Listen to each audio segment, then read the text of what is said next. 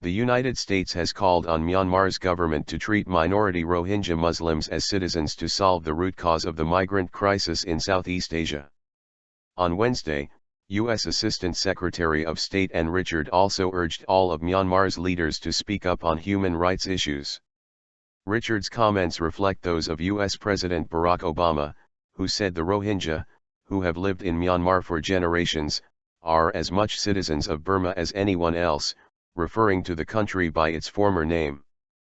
Politicians in Myanmar were focused on a historic general election scheduled for November, Richard said, which was hindering political discussion of the status of the Rohingya. Opposition leader and Nobel laureate Aung San Suu Kyi has faced international criticism for failing to speak out on behalf of the nation's many ethnic groups, including the Rohingya.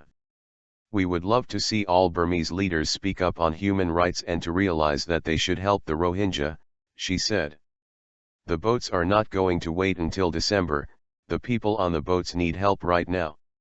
Richard said that, on a previous visit to Rakhine State, she found one of the most oppressive atmospheres I've ever traveled in.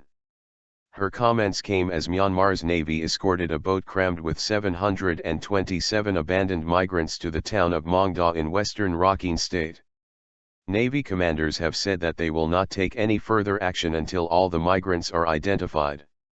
Myanmar landed the boat on Wednesday after keeping the vessel at sea for days, Reuters news agency reported.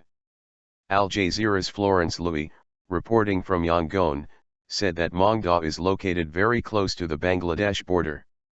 Persecuted Rohingya Muslims continue to search for refuge. The Rakhine State spokesperson said that these people will be given food, water, and whatever else they need, Louis reported. There's a whole lack of transparency surrounding how this matter has been handled, and it also seems to suggest an eagerness by the Myanmar government to portray these people, at least the ones found in Myanmar territory, as being economic migrants from Bangladesh, she added. Thousands rescued. Many of the more than 4,000 migrants who have landed in Indonesia, Malaysia, Thailand, and Myanmar over the past 2 months are members of the Rohingya ethnic minority who say they are escaping persecution in Myanmar. Myanmar does not recognize its 1.1 million strong Rohingya minority as citizens, rendering them effectively stateless. Many have fled the apartheid-like conditions of the country's Rakhine State. Myanmar denies it discriminates against them.